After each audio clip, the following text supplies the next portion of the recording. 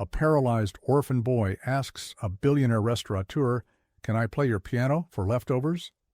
The billionaire scoffed, but what he discovered that night would shatter his world. What's a hidden talent you have that would surprise people? Let us know in the comments, and get ready for a story that will break your heart and put it back together. Julian Croft despised noise. The clatter of cutlery, the murmur of conversation, the effervescent pop of champagne corks, they were necessary evils, the ambient sounds of his empire. But here, in the hushed, velvet-draped sanctuary of Ethelred's, his flagship restaurant, he demanded a specific kind of quiet, the quiet of reverence. Diners spoke in low tones, not out of instruction, but out of awe for the temple of gastronomy he had built. His world was one of absolute control, from the precise temperature of the consommé to the thread count of the linens. It was a sterile, perfect kingdom, and he was its isolated emperor. Tonight, that control was frayed. He stood near the entrance, a ghost in a $10,000 suit, watching the front-of-house manager, Antoine, deal with a disruption. It was a young woman, her coat thin and worn, her face etched with a desperate anxiety that was jarringly out of place amidst the polished marble and crystal. Behind her, partially obscured, was a boy in a battered manual wheelchair.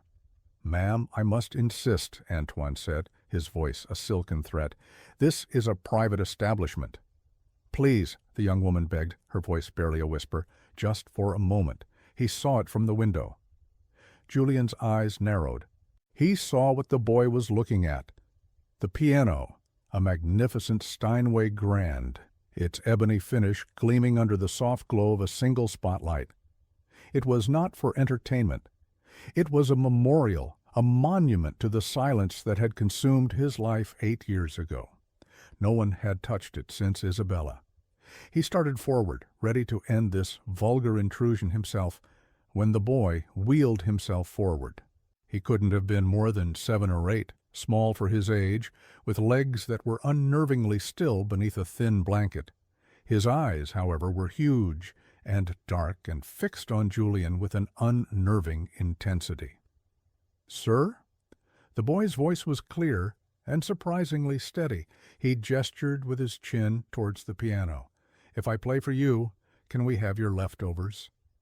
A bitter, humorless laugh almost escaped Julian's lips. The sheer audacity to ask to play her piano, for scraps. The patrons at the nearby tables had fallen silent, their forks hovering over their plates. The air crackled with the delicious horror of the rich, witnessing the desperation of the poor. "The piano is not for public use," Julian said, his voice as cold and hard as the diamond cufflinks at his wrist. The boy didn't flinch. "I'm very good," he stated, not as a boast, but as a simple fact. "It looks sad. Pianos get sad when no one plays them." "Wait." The words struck a chord, deep within the hollowed-out cavern of Julian's chest. Isabella had said that once. He felt a flicker of something, not pity, but a strange, unsettling curiosity. He looked from the boy's determined face to the young woman's pleading eyes. This was a mistake, a breach of the sterile perfection he had so carefully constructed. But the silence in his life was deafening, and for the first time in 8 years, someone was offering to fill it. "One song," Julian clipped out, the decision tasting like ash in his mouth. "And then you will leave." He turned to Antoine. "Get them a table in the back, and whatever they want from the kitchen. It will be on the house." He didn't want them eating his leftovers. The thought was suddenly repulsive. The young woman, whose name he would later learn was Ilara, looked as if he'd just handed her a winning lottery ticket. She pushed the boy's wheelchair across the floor.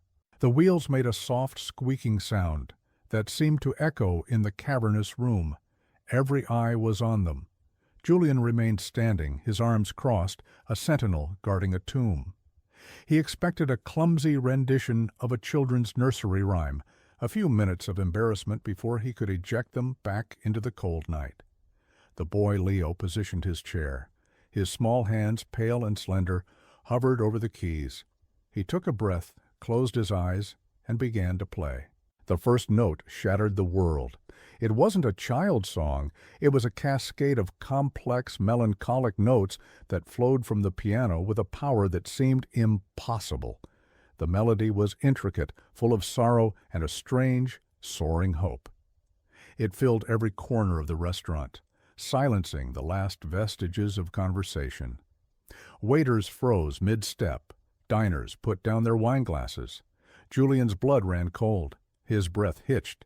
His carefully constructed walls of ice didn't just crack, they exploded. He knew this music. It was impossible, but he knew it. It was Isabella's secret composition, her lullaby for a ghost, a piece she had written for the child they had lost, the child who had died with her. She had played it only for him in the quiet of their home, her fingers dancing over the keys of this very piano. It was never written down. It had existed only in her hands and in his memory. The boy played, his body swaying with the music, his useless legs forgotten. His face was a mask of pure concentration and emotion. He was not just playing the notes, he was channeling the soul of the music. He was playing Isabella's grief. He was playing Julian's. The final heartbreaking note hung in the air, vibrating with loss. And in the profound silence that followed, Julian Croft, the isolated emperor, felt a single, hot tear trace a path down his frozen cheek. The impossible had just happened. A ghost had begun to sing in his tomb, and his entire life, built on a foundation of carefully managed grief, had just been proven to be a lie. The hunt began the moment Leo and Alara left the restaurant, bundled with enough food to feed a family for a week and a thick envelope of cash Julian had pressed into Alara's hand, without a word. He hadn't been able to speak. The sound of that music had stolen his voice, replacing it with a roaring in his ears, a frantic, desperate pounding in his chest. He retreated to his penthouse, a glass-walled cage perched atop the city, but the familiar view offered no comfort. The glittering lights of the metropolis below seemed to mock him, a million stories unfolding while his own had just been ripped apart. How could that boy know that song? The question was a physical torment, a hook in his gut, twisting and turning. He called Marcus Thorne, the head of his personal security. Marcus was a former MI6 agent, a man of quiet, brutal efficiency who had been with Julian for a decade. He was the only person Julian trusted implicitly. "I need you to find someone," Julian said, his voice tight as he paced the length of his cavernous living room. The Steinway in this room, a twin to the one downstairs, sat cold and silent. "A boy, his name is Leo. He's in a wheelchair, with a young woman named Alara." He relayed the evening's events in clipped, precise sentences, omitting the emotional cataclysm it had caused. He couldn't articulate that. He could only describe the facts, the impossible, undeniable facts.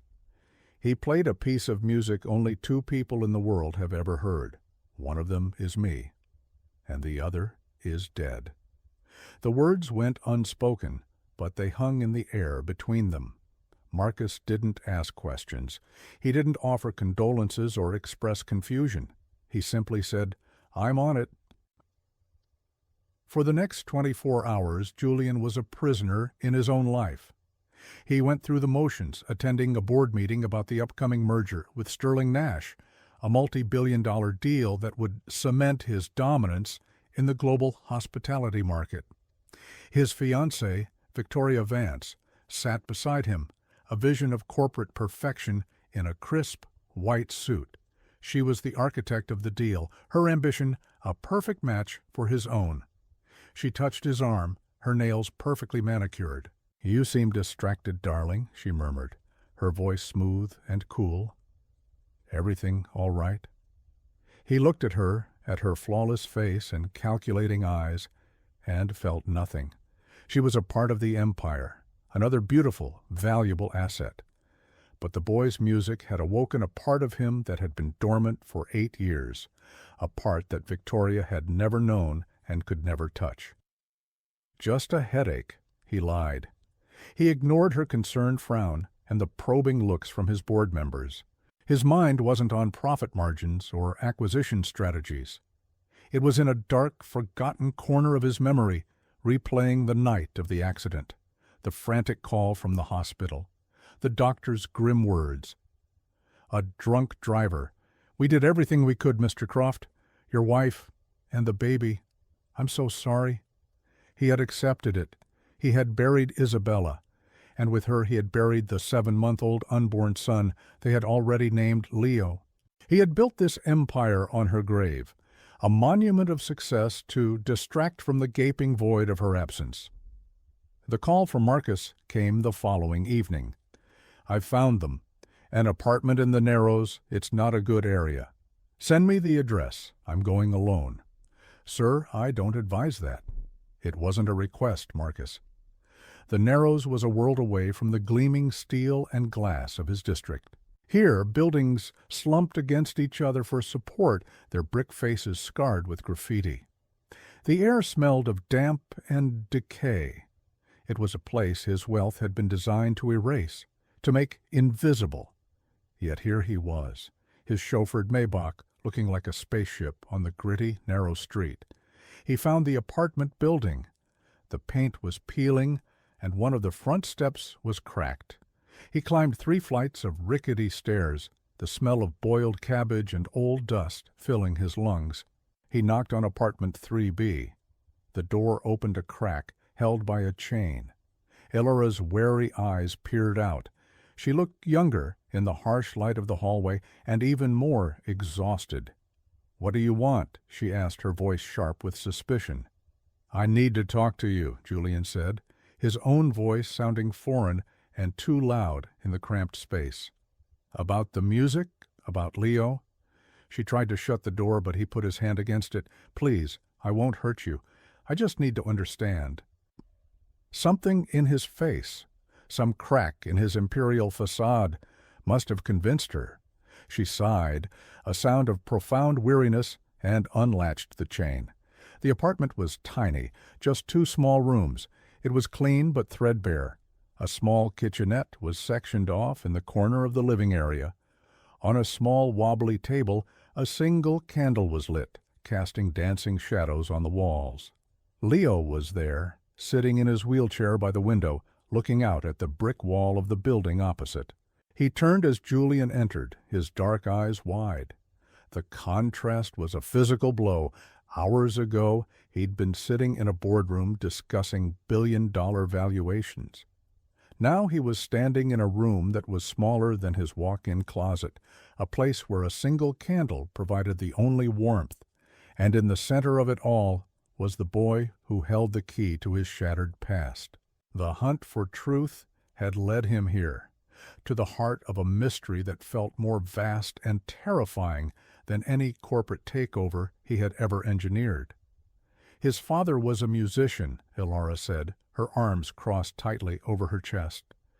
She stood as a barrier between Julian and Leo, a wounded guardian protecting her only charge.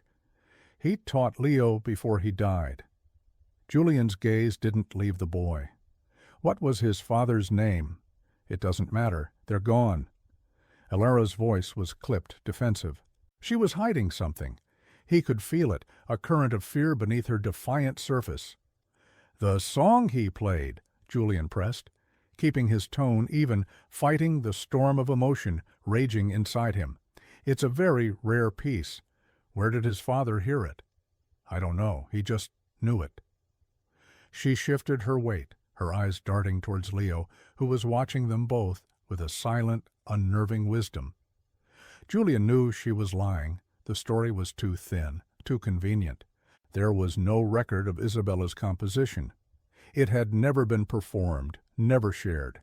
He had to know the truth, not just for his own sanity, but for the ghost of his wife. He changed tactics. "The boy, Leo, he needs proper care, a better place to live than this. I can provide that." Elora's eyes flashed with anger. "We don't need your charity. We're fine." "Are you?" Julian asked, his gaze sweeping over the cramped, dim room. "He's a prodigy. He deserves teachers, a future, not this. The cruelty of his words hung in the air. He saw the hurt in her eyes and felt a pang of something that might have been shame. He was used to buying solutions, to leveraging his power to get what he wanted. But this wasn't a negotiation. It was something far more fragile. He stayed for another hour, making awkward, stilted conversation. He learned that Ilara worked nights cleaning offices to make rent, and that Leo spent most of his days alone in the apartment, reading borrowed books. He learned that the wheelchair had been salvaged from a dumpster and repaired by a neighbor. Each detail was a small hammer blow against the armor around his heart. Before he left, he crouched down in front of Leo's chair. The boy didn't seem afraid, only curious. "Thank you for playing," Julian said, the words feeling inadequate. "It was beautiful. It meant a great deal to me." Leo simply nodded. He reached out a small hand and touched the sleeve of Julian's cashmere coat. "You're sad, too," he said softly, "like the piano." Julian left the apartment and walked back to his car in a daze. The boy's innocent observation had cut through him more sharply than any accusation. He wasn't just investigating a mystery anymore. He was confronting the wreckage of his own life. Back in the sterile silence of his penthouse, he called Marcus. "I need a DNA sample. The boy, Leo. Be discreet. A water glass, a stray hair, anything. I don't care how you do it. Just get it. And I want the results rushed. Top priority. Use the private lab in Zurich." He needed definitive proof. He needed to know. The theory forming in his mind was insane, a fantasy born of grief. But it was the only theory that fit. The music, the name, the timing, it all pointed to one impossible conclusion. 2 days later, Marcus delivered a small sealed vial containing a single strand of dark hair retrieved from the collar of Leo's worn sweater that Ilara had hung out to dry on the fire escape. Julian sent it via private courier to the Swiss laboratory with his own sample for comparison. The waiting was a unique form of torture. The multi-billion-dollar Sterling-Nash merger felt trivial, a game played by children. His reality had shrunk to a single, agonizing question. The encrypted email from the lab arrived at 3 a.m. Julian was in his office, staring at a portrait of Isabella that hung on the wall. She was smiling, her eyes full of a life that had been stolen from him. His hands trembled as he opened the file. He scrolled past the genetic markers and technical jargon, his eyes searching for the conclusion. And then he saw it, the words that would forever divide his life into before and after. Probability of paternity, 99. 999% Julian Croft and the subject Leo share the parent-child relationship. His world tilted on its axis. The air left his lungs in a rush. It was true. It was all true. Leo was his son, the son he had mourned for 8 years, the son he had been told was dead. Isabella hadn't just died in that accident. She had been erased. And their child, his child, had been stolen from him and thrown away. The grief he had carried for 8 years was suddenly eclipsed by a new, towering emotion, a cold, pure, and boundless rage. Someone had lied. Someone had betrayed him in the most profound way imaginable, and he would burn his entire world to the ground to find out who. The DNA report felt like a brand on his soul. He stared at the screen. The percentage, 99.99%. A definitive, damning number that obliterated 8 years of accepted tragedy. Leo was his son, his living, breathing son. The knowledge was a tidal wave, washing away the foundations of his life, leaving him gasping on the shore of a new, terrifying reality. The first person he had to face was Ilara. He returned to the apartment in the Narrows, the encrypted report on a tablet clutched in his hand. This time there was no pretense, no cautious questioning. He pushed past her as soon as she opened the door, his face a mask of cold fury. "Who are you?" he demanded, his voice low and dangerous. "And what have you done with my son?"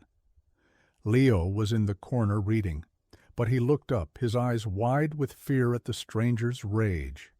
Ilara immediately moved to stand in front of his wheelchair, her small frame rigid. "I told you, I'm his sister," she insisted, but her voice trembled. "Don't lie to me," Julian snarled, holding up the tablet. "I know who he is. He is Leo Croft, my son. Now, you're going to tell me everything, or I will bring the full force of the law down on you for kidnapping." The threat was ugly, and he knew it. But he was beyond caring about niceties. His entire past was a lie, and this young woman was at the center of it. Tears welled in Alara's eyes, and her facade finally crumbled. She sank onto the lumpy sofa, her face in her hands, her shoulders shaking with ragged sobs. "I'm not his sister," she confessed, her voice muffled. "I was a nursing student at the clinic." Julian's mind raced. The clinic? Isabella had been at a private maternity clinic for a checkup the day of the accident. The official story was that the crash happened on her way home. "Go on," he commanded, his voice softening slightly at her genuine distress. "There was no car crash," Alara whispered, looking up at him, her face pale with terror and guilt. "That was a lie. There was an incident at the clinic, an anesthesia error during a routine procedure. Your wife, she had a massive embolism. She was gone in minutes." Julian felt the floor drop out from under him. No drunk driver. A medical error. A cover-up. "And the baby?" he choked out. "They had to perform an emergency C-section. He was premature, but he was alive. He was perfect," she said, a faint maternal smile touching her lips for a second. "But he was also evidence. Evidence of a massive malpractice suit that would have ruined the doctor, the clinic's owner. He was a powerful man with powerful friends." The pieces began to click into place, each one colder and sharper than the last. "So they told me he died," Julian said, the words tasting like poison. Alara nodded. "They paid off a couple, the Millers, to take him. A quiet private adoption, all records buried. My parents were their groundskeeper and housekeeper. I was just a student. But I saw what they were doing. They were mistreating him, neglecting him. The paralysis, it's from an injury he sustained when he was a toddler. They said he fell down the stairs. I think they pushed him. They were monsters." Her voice was thick with a hatred that had festered for years. "When the Millers died in a house fire 2 years ago, the state was going to put Leo in the system. I couldn't let that happen. I knew they'd lose him, that he'd be forgotten forever. So I took him. I forged some papers, said I was his older sister. We've been running ever since." She looked at Julian, her eyes pleading. "I did it to protect him. I love him. He's all I have." Julian stared at her, this young woman who had sacrificed her own life, her education, her future, all to protect his son. His rage at her deception warred with a profound, humbling sense of gratitude. She wasn't a kidnapper. She was a savior. He knelt before Leo, who had listened to the entire exchange with a solemn gravity that was far beyond his years.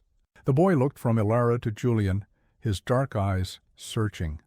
"Is it true?" Leo asked, his voice small. "Are you my father?" Julian's throat was tight. He could only nod. He reached out a hesitant hand, resting it on his son's shoulder. The connection was electric, a current of 8 years of lost time. "I didn't know," Julian whispered, the words meant for both of them. "I promise you, I didn't know." He made a decision. There would be no more hiding. He would not allow his son to spend one more night in this place. "Pack your things," he said to Alara, standing up. "Both of you, you're coming with me."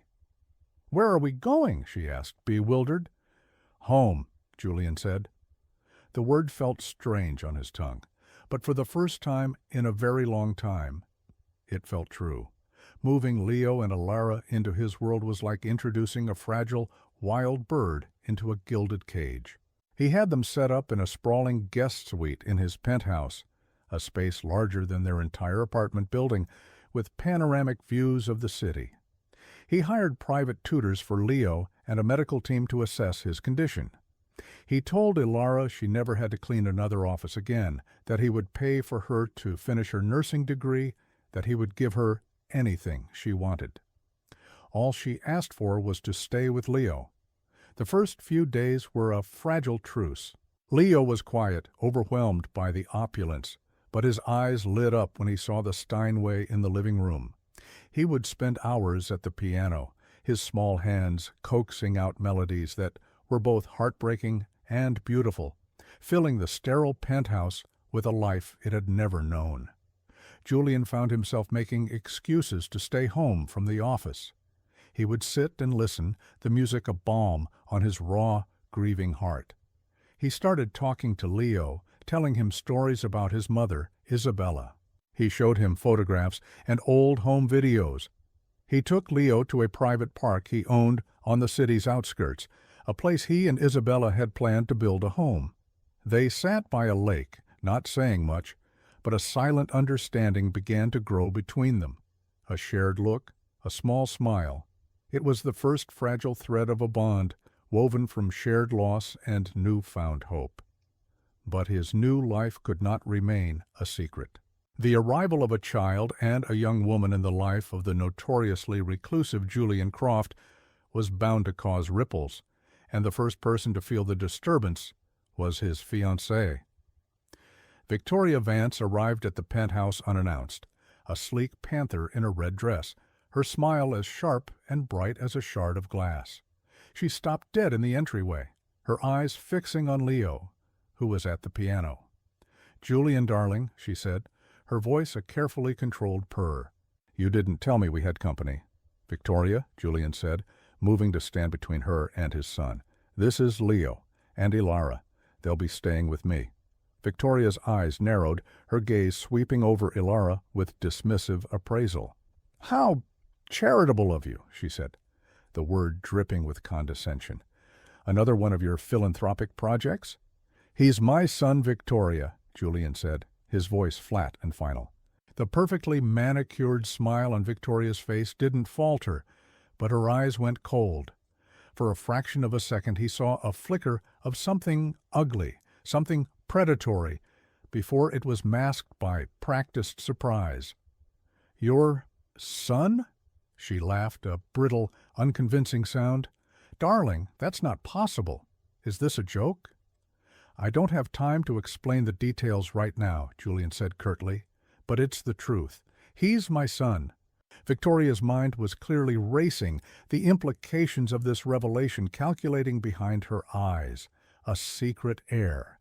A disruption to the neat, orderly transfer of power and wealth she had been planning for years.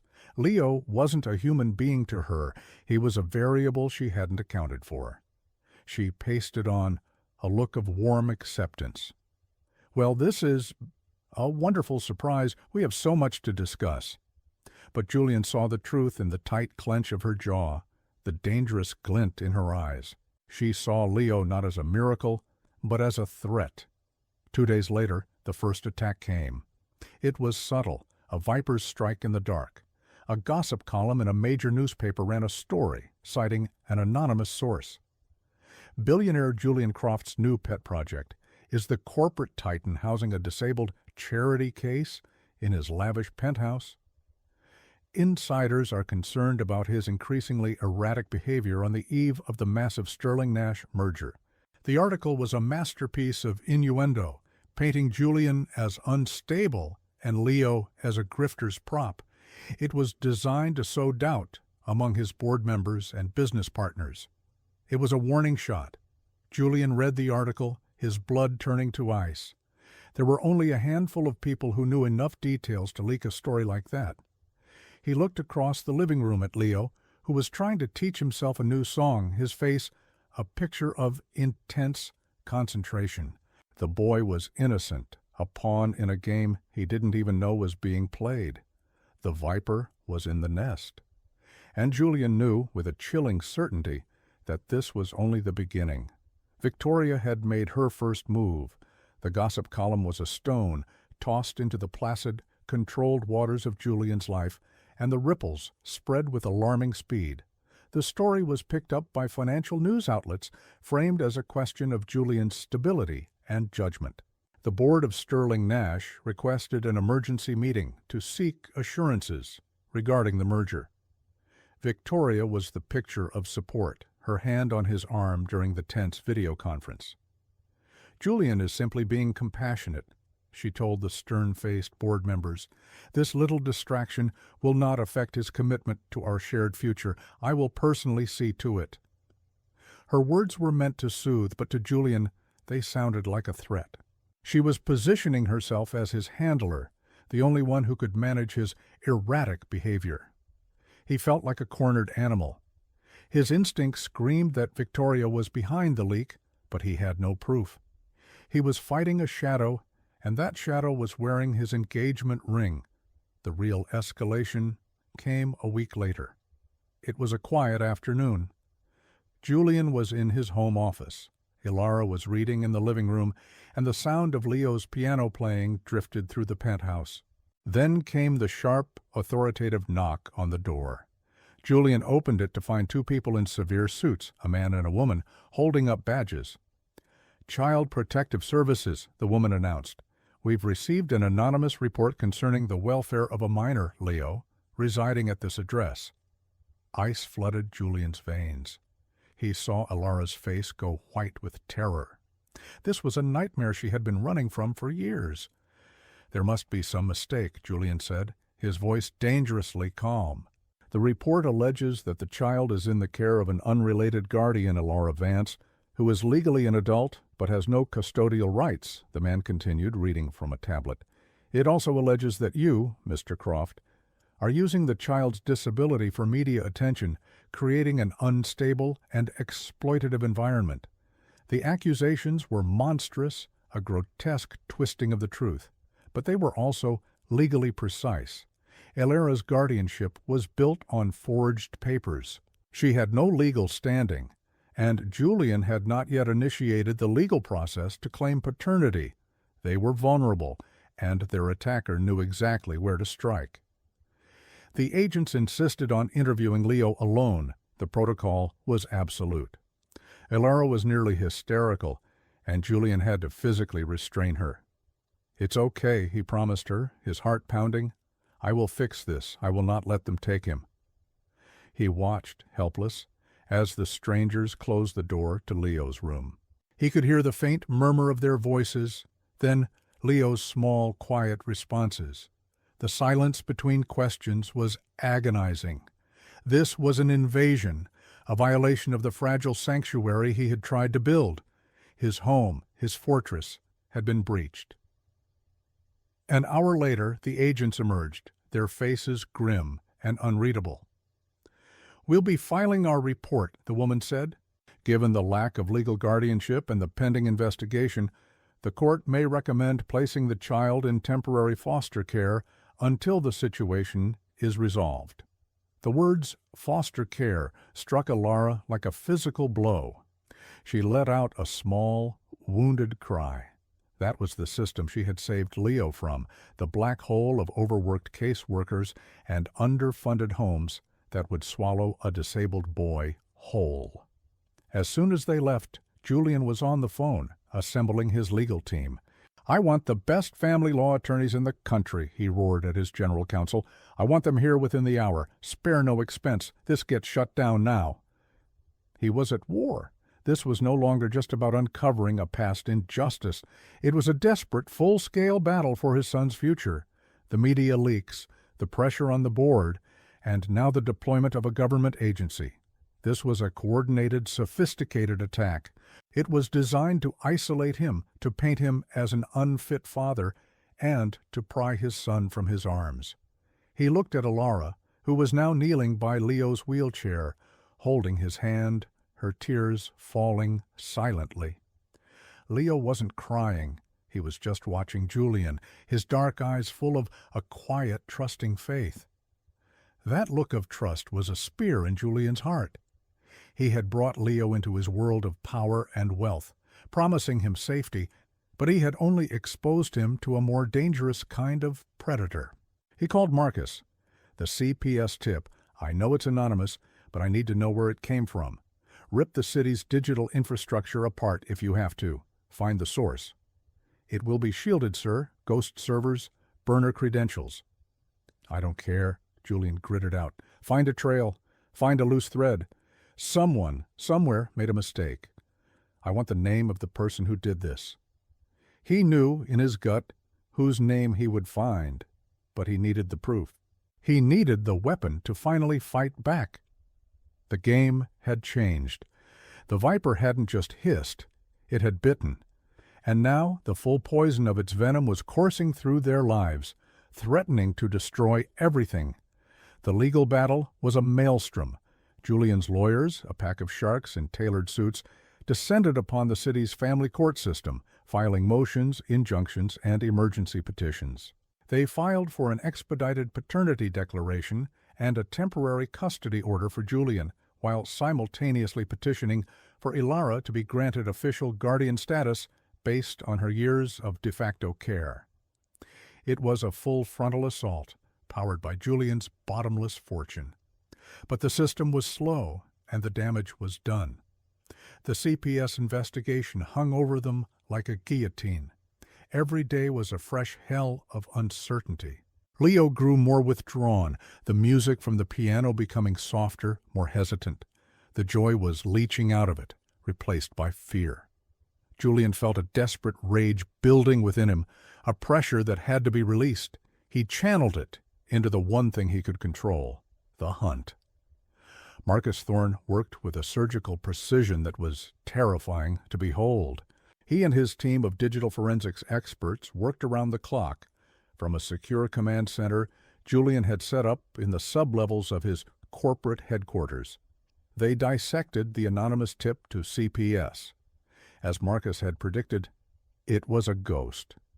Routed through a dozen encrypted servers from Estonia to Brazil, it was designed to be untraceable.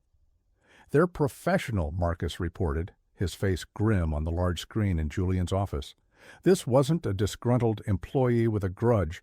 This was a deliberate, well-funded intelligence operation. "Keep digging," Julian ordered. "Check the media leak, too. Find the source of the gossip column story. They have to overlap." Days turned into a week. The pressure from the Sterling-Nash merger was reaching a breaking point. Victoria was constantly at his side, a model of cool efficiency, managing the fallout, assuring everyone that Julian was merely under personal strain that would soon be resolved. Her performance was flawless. She exuded competence and control, subtly positioning herself as the stable hand on the tiller of his swaying empire. To the outside world, she was his savior. To Julian, her presence was a suffocating torment. Then they found the thread. "We have a break," Marcus's voice crackled over the secure line late one night. Julian was in his office, staring out at the rain-lashed city, unable to sleep. The journalist who wrote the first piece, he's a freelancer, deep in gambling debt. We looked into his financials. 3 days before the article ran, a payment of $50,000 was made into an offshore account in his name. Julian's heart hammered against his ribs. From who? The shell corporation that paid him is a dead end, but we cross-referenced its activity. It's been used once before, 6 months ago, a payment to a private investigator. What was the investigator hired for? To compile a dossier, Marcus said, and his voice was heavy. On you, Mr. Croft. A complete workup. Financials, personal habits, political connections, weaknesses. The client who commissioned it was thorough. Who was the client? Julian breathed, already knowing the answer. The request came through a high-end public relations firm, a firm called Vance Strategic, Victoria's firm. The world seemed to slow down, the sound of the rain against the window fading to a dull roar. Vance Strategic. It was her. She had been investigating him for 6 months, long before Leo ever appeared. She had been mapping his life, searching for pressure points. The merger wasn't just a business deal for her. It was the endgame of a long campaign. "That's not all, sir," Marcus continued, his voice tight. "The payment to the journalist, we couldn't trace it forward, but we traced it backward. The money originated from a trust fund, an obscure one set up years ago. It took us a while to slice through the legal firewalls, but we found the primary trustee." Julian closed his eyes. "Tell me." Her name is Victoria Vance. The confirmation was not a shock. It was a cold, heavy certainty settling in his soul. He opened his eyes and looked at the rain-streaked reflection of his own face in the glass. The man staring back was a fool, a blind, arrogant fool who had invited a predator into his home, into his bed, into his life. He had mistaken ambition for love, partnership for possession. He thought of her feigned surprise at Leo's existence, her calculated words of support, her masterful manipulation of the board. It had all been a lie, a brilliant sociopathic performance. She hadn't just reacted to Leo's arrival, she had leveraged it, using his son as a weapon to destabilize him and consolidate her own power. A new kind of anger, colder and harder than anything he had ever felt, crystallized within him.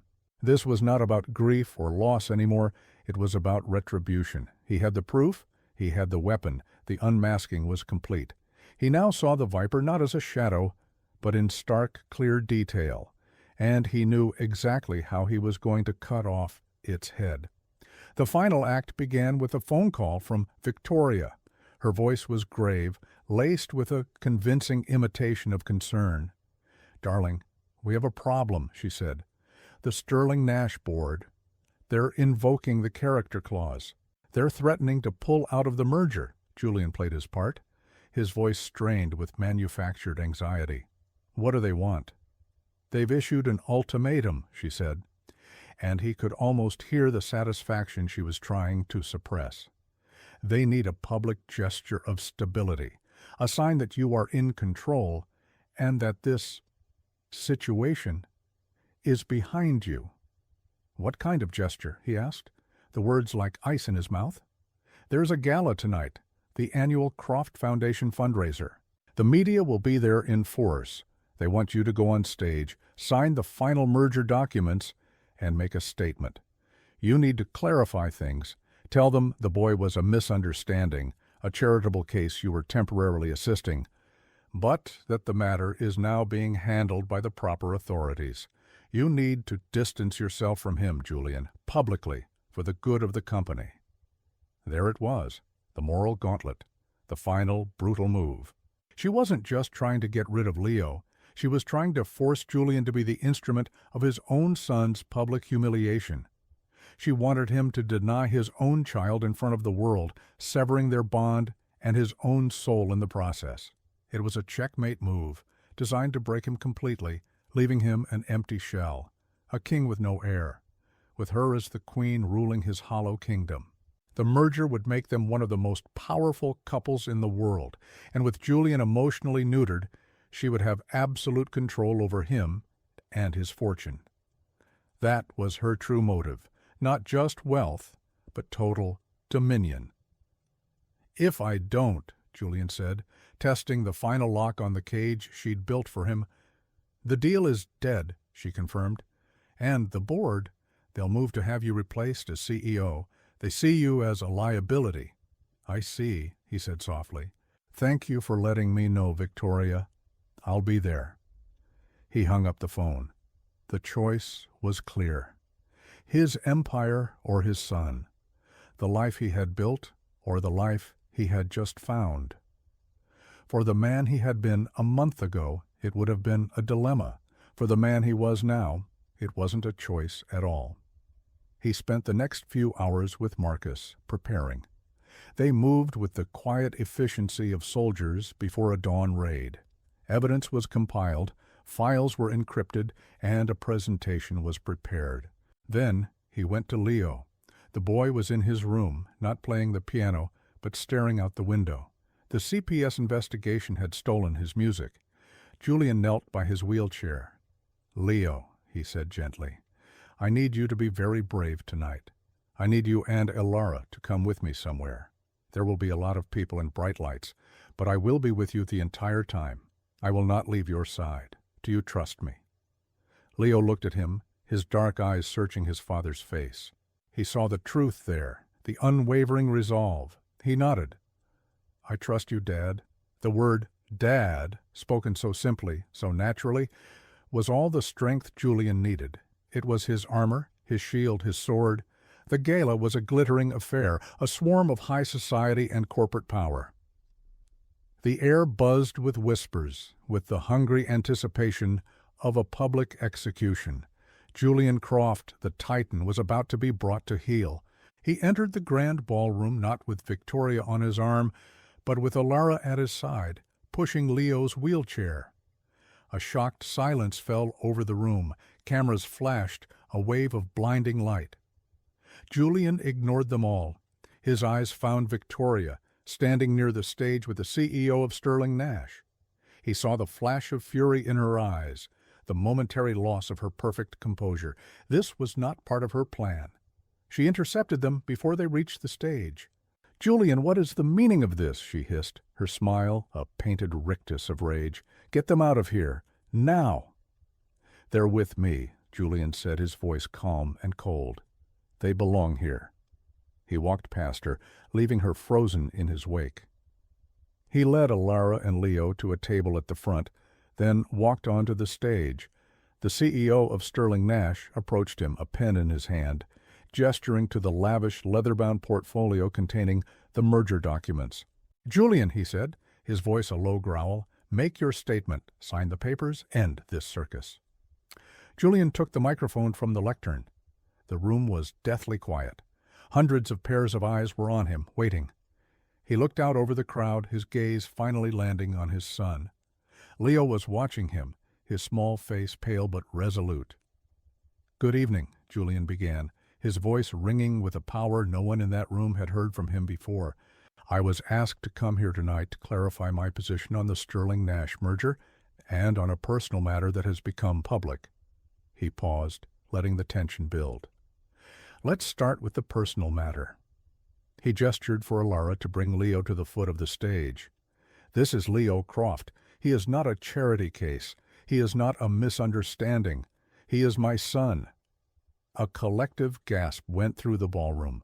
"He is my son," Julian repeated, his voice thick with emotion, "who was stolen from me at birth 8 years ago after I was told he and his mother had died.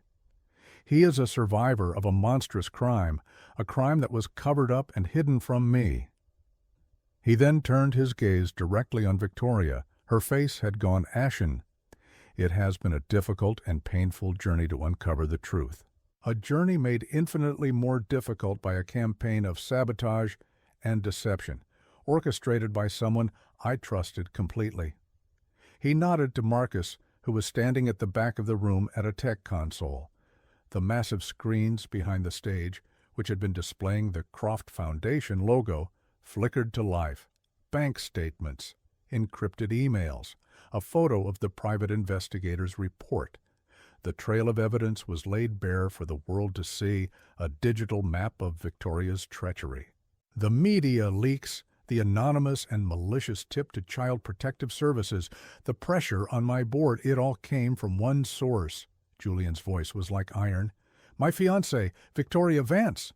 Victoria screamed, a raw animal sound of pure fury and denial. "Lies! It's all lies!"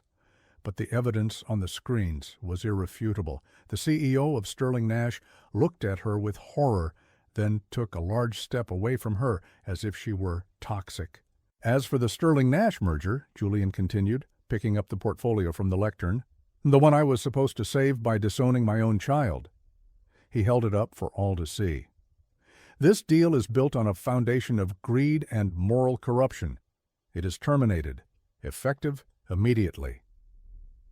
He let the heavy portfolio drop to the floor with a loud final thud. "Furthermore," he announced, his eyes sweeping over the stunned faces of his own board members, "any member of my board who knew about this pressure, who stood by and was willing to sacrifice a child for a stock price, is fired. Your positions are terminated. Security will see you out." Chaos erupted. Victoria was shouting, security was moving in, and the press was a frenzy of flashing lights and shouted questions. Julian ignored it all. He stepped down from the stage and went directly to his son. He knelt so he was eye to eye with Leo, blocking out the entire world. "It's over," he said softly, his hand resting on Leo's. "You're safe now. You're home." Leo looked up at his father, the hero who had just slain a dragon for him. A slow, brilliant smile spread across his face, a smile that lit up the entire room. In the midst of the wreckage of his old empire, Julian Croft had just laid the foundation for his new kingdom. And for the first time in his life, he felt like a true emperor. 6 months later, the world of Julian Croft was unrecognizable. The storm had passed, leaving behind a landscape that was cleaner, brighter, and infinitely more real.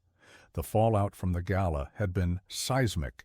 Victoria Vance, facing a barrage of lawsuits and criminal charges for fraud, conspiracy, and filing a false report, had been utterly ruined.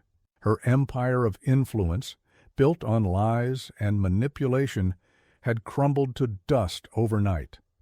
The Sterling Nash merger was dead, and Julian's former board members were cautionary tales in the financial press. He had weathered the storm, restructured his company from the top down, promoting a new generation of leaders who valued integrity over ruthless expansion. The Croft Corporation was smaller now, more focused, but its foundations were solid, built on a new, unwavering ethical code. But the true transformation was not in his business, it was in his home. The penthouse, once a silent, sterile museum of grief, was now filled with life. The constant sound was not the distant city hum, but the rich, joyful notes of the Steinway. Leo's physical condition had been reassessed by the world's top specialists. They had determined that while the initial injury to his spine was severe, years of neglect and improper care had exacerbated it. A new intensive course of physical therapy, coupled with a state-of-the-art motorized wheelchair, had given him a new level of mobility and independence. But the greatest therapy had been the security of knowing he was loved and safe. The fear was gone from his eyes, replaced by the mischievous spark of a happy, healthy 9-year-old. Alara was thriving. True to his word, Julian had enrolled her in the city's top nursing program, a full scholarship from the newly repurposed Croft Foundation, which now focused exclusively on children's health and advocacy for at-risk youth. She was no longer a guardian born of desperation, but a cherished member of their family, a beloved older sister to Leo, and a trusted confidant to Julian. She was the unwavering heart that had kept his son safe until he could find him. Julian himself was a changed man. The isolated emperor was gone, replaced by a father. He had delegated most of the day-to-day operations of his company. His priorities irrevocably shifted. His days were no longer structured around meetings and market reports, but around physical therapy sessions, school pickups, and helping Leo with his music theory homework. He discovered a talent for making pancakes, a joy in reading bedtime stories, and a peace in simply sitting and listening to his son play the piano. The final scene of his old life played out in a quiet, sunlit room. A portrait of Isabella hung on the wall. Julian stood with Leo and Alara, looking at her smiling face. "She would have loved you both so much," Julian said, his voice thick with a gentle, healed-over sorrow. "She would be so proud of you, Leo. Your music, it's her legacy. It's what brought you back to me." Leo reached out and took his father's hand. "She's not gone," the boy said, with the simple, profound wisdom that had shattered Julian's world all those months ago. "She's in the music." Later that evening, the three of them were in the living room. Alara was curled on the sofa, studying. Julian was sitting in an armchair, not looking at a stock ticker, but just watching. Leo was at the piano. His hands moved over the keys with a confidence and joy that was breathtaking. He wasn't playing the sad, searching melody he had played that first night at Ethelred's. He was playing something new, a piece that was complex and soaring, full of light and laughter and boundless hope. It was a song of a family found, of a life reclaimed. It was the sound of a home. Julian Croft closed his eyes, the music washing over him. His kingdom was no longer made of glass and steel, a cold monument to what he had lost. His new kingdom was here, in this room. It was built of love, resilience, and the beautiful, undying melody of his son's piano. And it was perfect.